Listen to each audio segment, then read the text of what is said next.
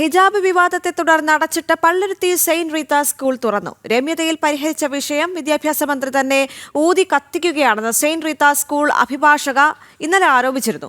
കുട്ടിയുടെ പിതാവിന് സ്കൂളിന്റെ നിയമാവലി അനുസരിച്ച് മുൻപോട്ട് പോകാമെന്ന് അറിയിച്ചതായും സ്കൂൾ മാനേജ്മെന്റ് ഇപ്പോൾ വ്യക്തമാക്കിയിട്ടുണ്ട്. വിഷയത്തിൽ സ്കൂൾ മാനേജ്മെന്റ് ഇന്ന് നിലപാട് മന്ത്രിയെ അറിയിക്കുമെന്ന് PTA പ്രസിഡന്റ് ജോഷ് മാധ്യമങ്ങളോട് പറഞ്ഞു.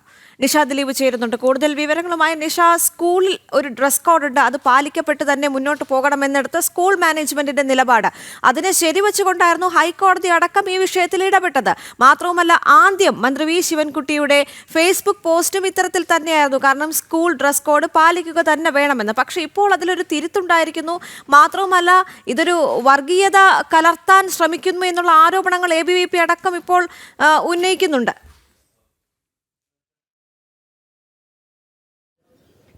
ദേവിക, ഈ 2 ദിവസം അടച്ചിട്ടതിന് ശേഷം ഇന്നിപ്പോൾ ഈ സെന്റ് റീത്ത സ്കൂൾ തുറന്നിട്ടുണ്ട്. രാവിലെ കുട്ടികളൊക്കെ അകത്ത് കയറിയിട്ടുണ്ട്. എന്നാലും ഈ ഒരു വിഷയവുമായി ബന്ധപ്പെട്ട് ഉള്ള 8ാം ക്ലാസ് വിദ്യാർത്ഥിനി സ്കൂളിൽ എത്തിയിട്ടില്ല. പോലീസിൻ്റെ സുരക്ഷയിൽ തന്നെയാണ് സ്കൂളിൽ ഇന്ന് വീണ്ടും സ്കൂള് തുറന്ന് പ്രവർത്തിക്കാൻ തുടങ്ങിയത്. എന്തായാലും ഇപ്പോൾ PTA പ്രസിഡന്റ് നമ്മളോട് സംസാരിച്ചിരുന്നു. PTA പ്രസിഡന്റ് പറഞ്ഞത് ഒരു തരത്തിലും ഈ കുട്ടിയുടെ അവകാശങ്ങൾക്കൊന്നും തന്നെ എതിരല്ല. പക്ഷേ സ്കൂളിന് ചില റൂൾസ് ആൻഡ് റെഗുലേഷൻസ് ഉണ്ട്, അത് പാലിച്ച് തന്നെ മുന്നോട്ട് പോകാൻ പറ്റുകയുള്ളൂ. ഇക്കാര്യത്തിൽ ഹൈക്കോടതിയുടെ നിലപാടിനൊപ്പം തന്നെയാണ് പോകുന്നത്. എന്തായാലും ഈ മൗലിക അവകാശത്തിൻ്റെ ലംഘനം എന്നൊക്കെ മന്ത്രി പറഞ്ഞത് ഒട്ടും ശരിയല്ല. കാരണം ഈ കുട്ടിയുടെ അവകാശങ്ങളൊന്നും തന്നെ നിഷേധിക്കുന്നില്ല. പക്ഷേ സ്കൂളിന് ചില റൂൾസ് ആൻഡ് റെഗുലേഷൻസ് ഉണ്ട്, അതൊന്നും മാറ്റാൻ പറ്റില്ല.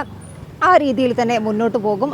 കഴിഞ്ഞ ദിവസം, അതായത് ഇന്നലെ രാവിലെ കുട്ടിയുടെ രക്ഷിതാവ് ഈ സ്കൂളിന് മുന്നിൽ തന്നെ നിന്നാണ് മാധ്യമങ്ങളോടക്കം സംസാരിച്ചത്. സ്കൂളിൻ്റെ റൂൾസ് അനുസരിച്ച് മുന്നോട്ട് പോകും, അതായത് ഹിജാബ് ധരിക്കാതെ തന്നെ സ്കൂളിലെത്തും, ആ കാര്യങ്ങളാണ് അദ്ദേഹം പറഞ്ഞത്. പിന്നീട് വീണ്ടും അങ്ങനെ കുട്ടി അടുത്ത ദിവസം തൊട്ട് സ്കൂൾ വരാൻ തയ്യാറാണ് എന്ന് ഇന്നലെയാണ് സ്കൂൾ രക്ഷകർത്താക്കൾ അറിയിച്ചത്. പക്ഷേ ഇത് പിന്നീട് ഒരു സമവായ ചർച്ച നടത്തി ഈ പ്രശ്നം പരിഹരിച്ചു എന്നുള്ള കാര്യം അദ്ദേഹത്തിന് അറിയില്ല എന്നും PTA പ്രസിഡന്റ് വ്യക്തമാക്കുന്നുണ്ട്. പക്ഷേ എന്തായാലും കുട്ടി സ്കൂളിൻ്റെ നിർദ്ദേശങ്ങൾ പാലിച്ചുകൊണ്ട് മുന്നോട്ട് വരും. ഈ സ്കൂളിൽ അഡ്മിഷൻ എടുത്ത സമയത്ത് തന്നെ ഈ കാര്യങ്ങളൊക്കെ രക്ഷകർത്താക്കളോട് കൃത്യമായി പറഞ്ഞിരുന്നതാണ്. പിന്നീട് വീണ്ടും ചില ആളുകൾ പ്രശ്നമുണ്ടാക്കാൻ ശ്രമിക്കുന്നു എന്നാണ് ഈ കുട്ടിയുടെ ഈ PTA പ്രസിഡന്റ് പറയുന്നത്. കാരണം ഇവിടെ അന്ന് ഈ സംഘർഷം ഉണ്ടാക്കാൻ ശ്രമിച്ച ദിവസം കുറേ ആളുകൾ ഇവിടെ വന്നിരുന്നു. അന്ന് ഈ വന്ന ആളുകളോട് ആരാണ് എന്ന് ചോദിച്ചു. ആ സമയത്ത് അയാൾ പറഞ്ഞത് നിരോധിത മത സംഘടനയിൽപ്പെട്ട ഒരാളാണ്, അതായത് തൃപ്പൂണിത്തുറ ഭാഗത്തുള്ള നിരോധിത മതസംഘടനയിൽപ്പെട്ട ഒരാളാണ് അന്നിവിടെ വന്നത് എന്ന് PTA പ്രസിഡന്റ് പറയുന്നുണ്ട്. അയാളുടെ പേര് കൃത്യമായി PTA പ്രസിഡന്റ് ഓർമ്മയില്ല. പക്ഷേ അങ്ങനെയുള്ള ആളുകളാണ് വന്നത്.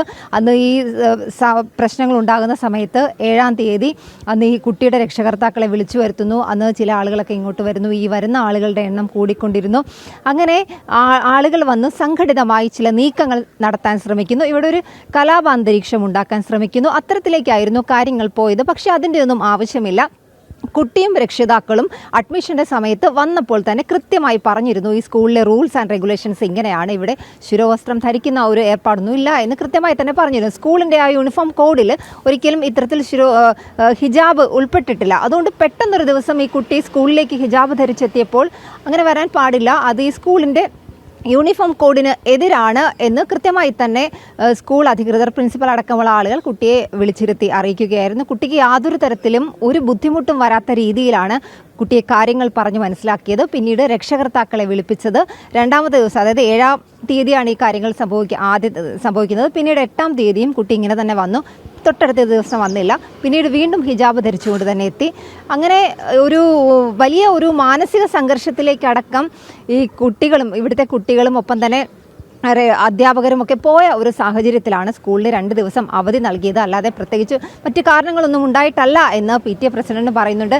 എന്തായാലും കുട്ടിയുടെ രക്ഷിതാക്കളെ വിളിച്ചു വരുത്തിയതനുസരിച്ച് ഇവർ ഈ സ്കൂളിൻ്റെ യൂണിഫോം കോഡുമായി സഹകരിച്ച് മുന്നോട്ട് പോകാൻ തയ്യാറാണ് എന്നറിയിച്ചു. പക്ഷേ അതിനൊക്കെ പിന്നാലെയാണ് ഇത്തരത്തിൽ വിദ്യാഭ്യാസ മന്ത്രിയുടെ ഫേസ്ബുക്ക് പോസ്റ്റ് വരുന്നത്. കുട്ടിയുടെ മതസ്വാതന്ത്ര്യത്തിന് മേലുള്ള കടന്നുകയറ്റമാണ്, സ്വാതന്ത്ര്യത്തെ ഹനിക്കലാണ് എന്നൊക്കെ പറഞ്ഞുകൊണ്ടുള്ളൊരു ഫേസ്ബുക്ക് പോസ്റ്റ് വന്നത്.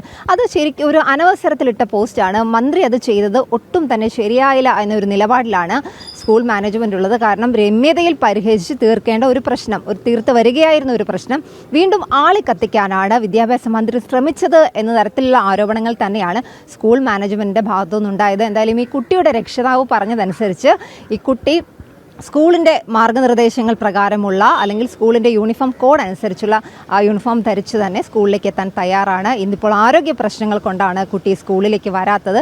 അക്കാര്യങ്ങളൊക്കെയാണ് ഈ PTA പ്രസിഡന്റ് പറഞ്ഞത്. എന്തായാലും ഇന്നിപ്പോൾ ഈ സ്കൂൾ 2 ദിവസത്തിന് ശേഷം സ്കൂൾ തുറന്ന് പ്രവർത്തിക്കാൻ തുടങ്ങിയിട്ടുണ്ട്. എന്തെങ്കിലും തരത്തിലുള്ള സംഘർഷ സാധ്യതകളൊക്കെ കണക്കിലെടുത്തുകൊണ്ട് തന്നെയാണ് ഇപ്പോൾ ഈ സ്കൂളിൽ പോലീസിൻ്റെ ഒരു സുരക്ഷ കൂടി ഏർപ്പെടുത്തിയിട്ടുള്ളത്.